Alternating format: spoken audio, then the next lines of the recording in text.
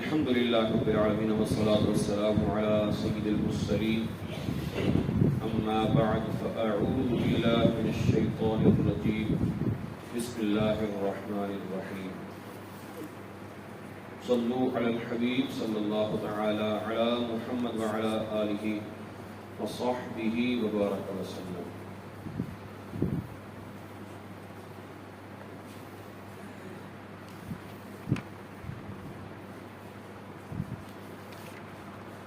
حضرت زید بن حارثہ رضی اللہ تعالی عنہ یہ نبی کریم صلی اللہ تعالی علیہ وسلم کے بہت ہی چہیتے آزاد کردہ غلام ہیں، اور نبی کریم صلی اللہ تعالی علیہ وسلم نے ان کو اپنا بیٹا قرار دیا، منہ بولا بیٹا جس کو کہتے ہیں، یہ بیٹا قرار دیا. نبی کریم صلی اللہ تعالی علیہ وسلم نے حضرت زینب بنت جحش رضی اللہ تعالی عنہا ان کا نکاح حضرت زید بن حارثہ رضی اللہ تعالی عنہ کے ساتھ کر دیا. آپس میں نہ بنی، طلاق ہو گئی. پھر نبی کریم صلی اللہ تعالی علیہ وسلم نے انہی زینب بنت جحش رضی اللہ تعالی عنہا کے ساتھ خود نکاح فرمایا. اس پر کافر اور منافقین لوگ وہ کہنے لگے کہ نبی کریم صلی اللہ تعالی علیہ وسلم نے اپنے بیٹے کی منکوحہ کے ساتھ نکاح کیا ہے، یہ کیسے ہو سکتا ہے؟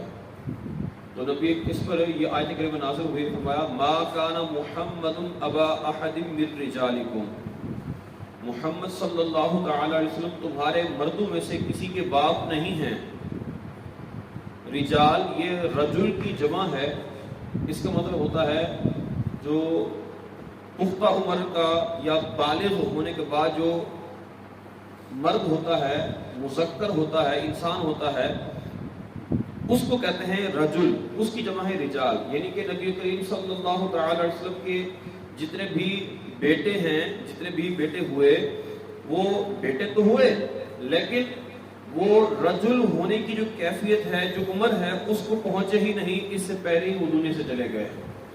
اس لیے محمد صلی اللہ تعالی علیہ وسلم تم میں سے کسی، تمہارے مردوں میں سے کسی کے باپ نہیں ہیں، لیکن ولیکن رسول اللہ، لیکن وہ اللہ کے رسول ہیں. اور جو اللہ کا رسول ہوتا ہے وہ امت کے حق میں باپ ہی کی طرح ہوتا ہے، اس کا حق باپ ہی کی طرح بلکہ باپ سے بھی بڑھ کر ہوتا ہے.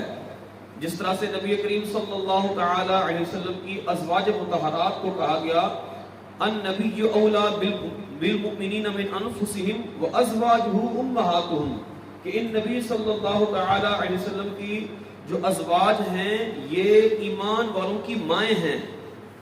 تو نبی کریم صلی اللہ تعالی علیہ وسلم کی ازواج ایمان والوں کی مائیں قرار دی گئی. اسی طرح سے نبی کریم صلی اللہ تعالی علیہ وسلم خود حقیقی باپ نہیں لیکن امت کے حق میں باپ ہی کی طرح ہیں. جس طرح سے باپ اپنی اولاد کی پرورش کرتا ہے، تربیت کرتا ہے، اسی طرح سے نبی اور رسول بھی اپنی امت کی تربیت کرتے ہیں. آگے فرمایا وخاتم النبیین، اور یہ تمام نبیوں میں سب سے آخری نبی ہیں. آج کا ہمارا موضوع یہی ہے. نبی کریم صلی اللہ تعالی علیہ وسلم سب سے آخری نبی ہیں، ایسے نبی ہیں کہ ان کے بعد کوئی نیا نبی نہ آ سکتا ہے، نہ آیا ہے، نہ آئے گا.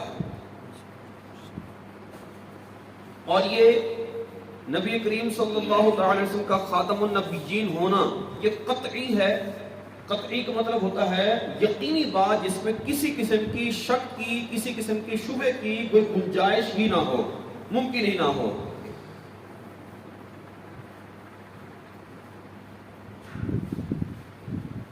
اور آپ کا یہ خاتم النبیین ہونا، یہ ختم نبوت کا عقیدہ ایسا قطعی ہے جو قرآن پاک سے بھی ثابت ہے، اسی آیت کریمہ سے وخاتم النبیین، اور اسی طرح سے آپ کا خاتم النبیین ہونا یہ احادیث سے بھی ثابت ہے، اور وہ بھی قطعیت کے ساتھ ثابت ہے. حدیث پاک کا ایک درجہ کہلاتا ہے ثبوت کے اعتبار سے، وہ کہلاتا ہے تواتر، متواتر حدیث. تو نبی کریم صلی اللہ تعالی وسلم کی حدیثیں اتنی کثرت کے ساتھ ہیں ختم نبوت کے موضوع پر اور ایسی صحیح احادیث ثابت ہیں کہ جو سب مل کر حد تواتر تک پہنچتی ہیں، متواتر احادیث تک وہ پہنچتی ہیں، تو اس کا انکار کرنا بھی غلط. اور جو قطعی چیز ہو، شرعی طور پر قطعیت کے ساتھ وہ ثابت ہو، تو ایسی چیز کا انکار کرنا کفر ہوتا ہے. پھر تیسری بات ہے کہ ساری کی ساری امت کے علماء اور عوام سب اس بات پر متفق ہیں، اور اسی وقت سے ہی نبی کریم صلی اللہ علیہ وسلم کے آپ کے تشریف لانے کے وقت سے لے کر اب تک سارے علماء، امت کے سارے ہی علماء اور عوام اس بات پر متفق ہیں کہ نبی کریم صلی اللہ علیہ وسلم محمد الرسول اللہ صلی اللہ علیہ وسلم اللہ کے آخری نبی ہیں. ان کے بعد کوئی نبی نہیں آ سکتا. حتیٰ کہ دیکھیے کہ صدیق اکبر رضی اللہ تعالیٰ عنہ کی جب خلافت کا زمانہ آیا تو آپ رضی اللہ تعالیٰ عنہ کے سامنے بہت سارے مسائل کھڑے ہو گئے. ادھر سے ایک لشکر جہاد کے لیے ملک شام کی طرف، روم کی طرف روانہ ہو چکا ہے، جو خود نبی کریم صلی اللہ علیہ وسلم نے روانہ فرمایا ہے، آپ نے اس کو بلایا نہیں ہے. ادھر سے منکرین زکوٰۃ کھڑے ہو گئے، جو زکوٰۃ کے منکر ہو گئے، ان سے جہاد کرنا تھا کیونکہ زکوٰۃ کا انکار کرنا کفر ہے. پھر اسی طرح سے تیسری طرف یہ بھی مسئلہ کھڑا ہو گیا کہ کئی قبائل مرتد ہو گئے. اور پھر اس میں جو اہم بات تھی وہ یہ تھی کہ مسیلمہ کذاب، جو کہ نبوت کا جھوٹا دعوے دار تھا اور نبی کریم صلی اللہ علیہ وسلم کے زمانے میں اس نے نبوت کا دعویٰ کر دیا تھا، اس سے مقابلہ کرنا تھا. اس نے سر اٹھایا اور اس کے بہت سارے پیروکار وغیرہ بن گئے، وہ مقابلے میں آیا. تو صدیق اکبر رضی اللہ عنہ نے ان سارے حالات کا اس طرح سے ڈٹ کر مقابلہ کیا، اور ان سارے حالات کے باوجود آپ نے ختم نبوت کا انکار کرنے والوں کے خلاف ایسا جہاد کیا کہ اس جہاد میں کئی سینکڑوں صحابہ کرام علیہ رضوان شہید ہو گئے، لیکن آپ نے پھر بھی اسے پیچھے قدم نہ ہٹایا. اور ان سینکڑوں صحابہ کرام میں سے صرف حفاظ صحابہ، وہ صحابہ کرام علیہ رضوان کہ جو قرآن پاک جن کو زبانی یاد تھا، جنہوں نے قرآن پاک اپنے سینوں میں محفوظ کیا ہوا تھا، وہ صحابہ کرام علیہ رضوان صرف ان کی تعداد 700 صحابہ کرام تھی. ان کے علاوہ دیگر جو تھے وہ الگ ہیں. اس کے باوجود صدیق اکبر رضی اللہ عنہ نے اس سے قدم پیچھے نہ ہٹایا. اور اتنی تعداد میں صحابہ کرام علیہ رضوان ایک ہی جنگ میں شہید ہوئے ہوں، صحابہ کی تعداد، اس میں تابعین اور تبع تابعین کی بات نہیں کر رہے، صحابہ کرام کی تعداد جس میں شہید ہوئے ہوں، اس کے علاوہ اور کوئی ایسی جنگ نہیں ملتی. لیکن اس کے باوجود آپ نے قدم پیچھے نہ ہٹایا. یعنی کہ صدیق اکبر اور تمام صحابہ کرام، ان کا بھی یہی عقیدہ تھا کہ محمد الرسول اللہ صلی اللہ تعالی علیہ وسلم اللہ کے آخری نبی ہیں. اب اس پر دیکھیے اعلیٰ حضرت امام احمد رضا خان رحمۃ اللہ علیہ نے جو بہت پیارا کلام فرمایا ہے، میں یہ کلام آپ کو سناتا ہوں. چنانچہ آپ فرماتے ہیں، آپ لکھتے ہیں، اللہ عز و جل سچا اور اس کا کلام سچا.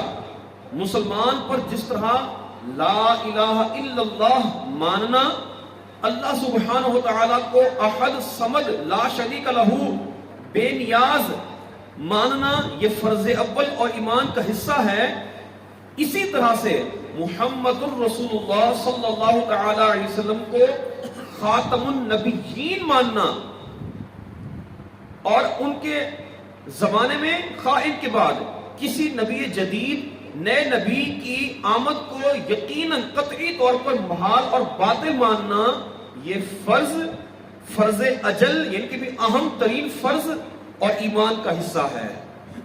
اس بات کا یقین کرنا کہ نبی کریم صلی اللہ علیہ وسلم اللہ کے آخری نبی ہیں، ان کے بعد یا ان کے زمانے میں کوئی نیا نبی نہیں آ سکتا، یہ ایمان کا اہم ترین حصہ ہے. اور یہ جو قرآن پاک کی یہ آیت کریمہ جو میں نے پڑھی، وَلَٰكِن رَسُولُ اللَّهِ وَخَاتَمَ النَّبِيِّينَ، یہ نص قطعی قرآن ہے، قرآن کی نص قطعی ہے، یہ بھی واضح دلیل ہے. اور اس کا منکر نہ صرف منکر بلکہ جو شبہ کرنے والا ہے، اور نہ صرف شبہ کرنے والا بلکہ جو ہلکا سا ضعیف احتمال خفیف سے توہم خلاف رکھنے والا، یہ کہ بھی جو ہلکا سا یہ خیال رکھتا کہ ہو سکتا ہے، اللہ چاہے تو ایسا ہو سکتا ہے، نہیں ہو سکتا. اللہ پاک اپنی بات کا خلاف نہیں فرماتا، اس نے فرما دیا ہے وخاتم النبیین، یہ خاتم النبیین ہیں. تو نہیں ہو سکتا اس میں ہلکا سا شک کرنے والا بھی ایسا کافر ہے کہ جو اس کے کفر میں شک کرے وہ بھی کافر ہے. یہ ہمارے ایمان کا حصہ ہے. اور اس پر نبی کریم صلی اللہ تعالی علیہ وسلم نے کیا ارشاد فرمایا. چنانچہ حضرت ابو ہریرہ رضی اللہ تعالیٰ عنہ سے روایت ہے کہ اللہ کے آخری نبی صلی اللہ تعالی علیہ وسلم نے ارشاد فرمایا کہ میری مثال اور مجھ سے جو پہلے انبیاء کرام علیہ السلام تشریف لائے ان کی مثال ایک ایسے شخص کی طرح ہے جس نے بہت ہی خوبصورت گھر بنایا مگر اس کے ایک کونے میں ایک اینٹ کی جگہ چھوڑ دی. کوئی شخص لوگ اس کے گرد گھومتے ہیں اور حیران ہو کر کہتے ہیں کہ بھی اس نے ایک یہ اینٹ کیوں نہیں لگائی, گھر پورا ہو جاتا, یہ ایک اینٹ لگ جاتی تو گھر مکمل ہو جاتا. تو آپ صلی اللہ تعالی وسلم نے ارشاد فرمایا میں نبوت کے محل کی وہ آخری اینٹ ہوں اور میں خاتم النبیین ہوں. لیکن میرے آنے سے وہ جو نبوت کے گھر کی تکمیل ہونی ہے وہ میرے آنے سے ہو چکی, لہٰذا اب میرے بعد اور کوئی نبی نہیں آ سکتا, کسی نبی کی کوئی گنجائش باقی نہیں رہتی.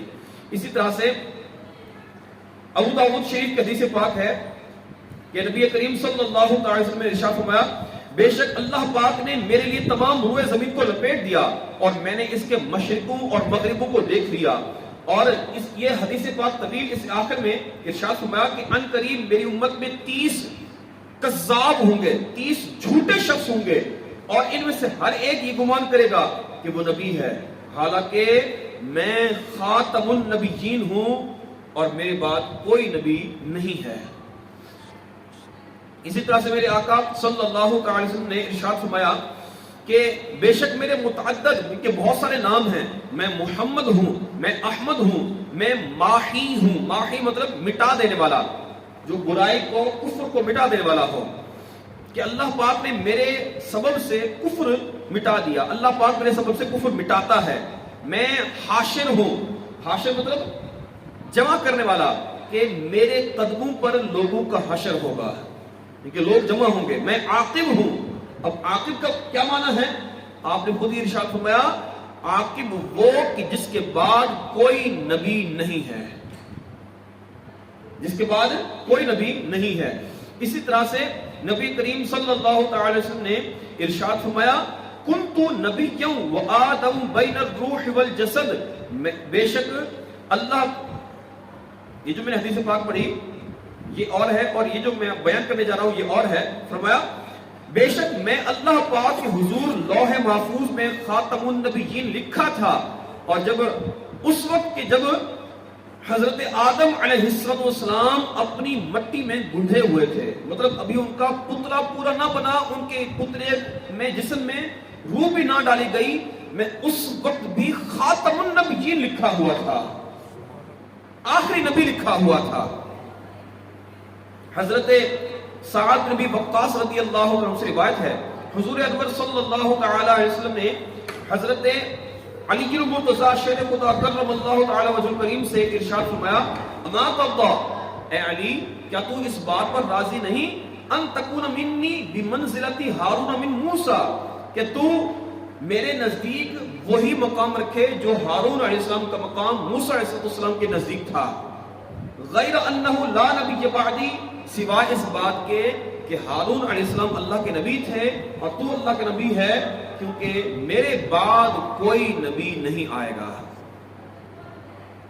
تو یہ چند ایک احادیث ایسی ہیں جو میں نے بیان کی ہیں, اور اس پر تفصیلی کلام کسی نے پڑھنا ہو تو اعلیٰ حضرت امام احمد رضا خان رحمۃ اللہ تعالی علیہ کی کہ جو فتاوی رضویہ ہیں اس کی 14ویں جلد میں موجود رسالہ المبین ختم النبیین اور 15ویں جلد میں رسالہ جزاء اللہ عدوہ بإبائہ ختم النبوہ, یہ رسالے مطالعہ فرمائیں, انشاءاللہ بہت ساری معلومات